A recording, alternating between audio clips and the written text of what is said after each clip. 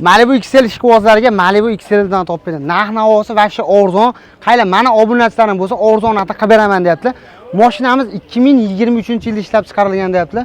To'rtta yaxshi baloni bor ekan. Oladilar, minadilar. To'g'ri mashina burishda turibdi, lekin narx-navosini arzon qilib beradilar. Mashina shuncha ham bo'lgan deyaptilar. Salonlarga keladigan bo'lsak, salonlar ham ideal holatda, evakuatsiya solib qo'ygan ekanlar. Yurgan masofasi 22 ming masofa bosgan ekan. Tiniq holatda panorama va Alcantara bo'lgan. Eng qiziqarli joyini aytaman. Mashinamiz bizimda sassana zo'r tanilovchi ruxsatnomalarigacha bor ekan. Oladilar, minadilar deyaptilar. Mashina orqasini ko'ryapsizmi? Tiniq holatda turibdi. Oladilar, minadilar deyapti. Sassana zo'r holatda. Narxiga keladigan bo'lsa, narxi realni arzon narxda.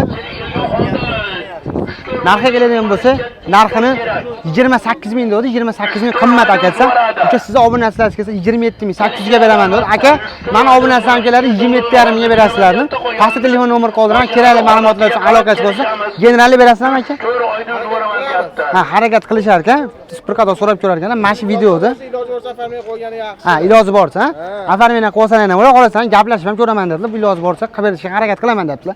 Pastda telefon nomer qoldiraman, aloqachi qilsa, xuddi shunaqa XL olaman degan do'stlarga tashlab qo'ying. Obuna bo'lish esdan chiqmasa, narxi realni arzonmi, qimmatmi, kommentariyga fikrlaring qoldirib ketinglar. Sog' bo'linglar.